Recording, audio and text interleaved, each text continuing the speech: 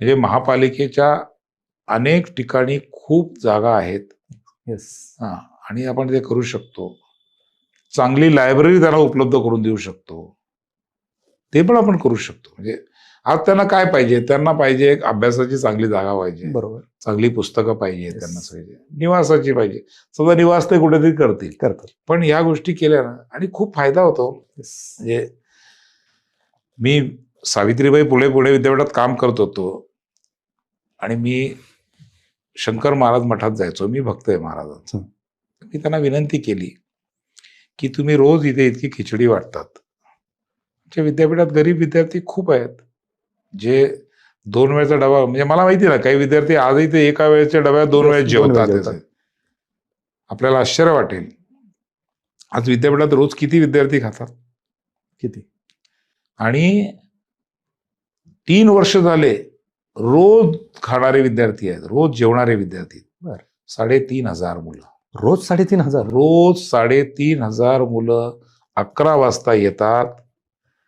मग आम्ही पण तिथे ट्रस्टला सांगून नुसती खिचडी न देता मग लोणचं दिलं, मग पापड दिलं, मग एखाद दिवस गोड दिलं, मग आता काहीतरी चपाती दिलं, काहीतरी सुरू केलं आणि पूर्ण व्यवस्थित जेवतात.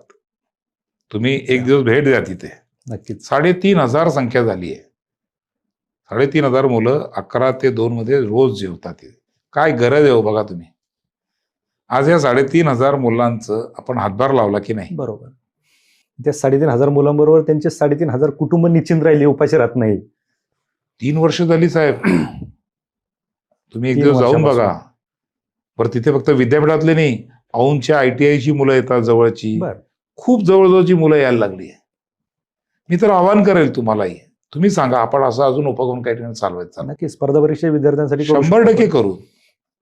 तुम्ही मला उद्या जागा देणार असाल तर उद्याही आपण त्या ठिकाणी करू शकतो. नक्कीच. आणि तेवढं ते नाही, अजूनही 4 जण मदत करतील आपल्याला. त्यामुळे ती अडचण नाही.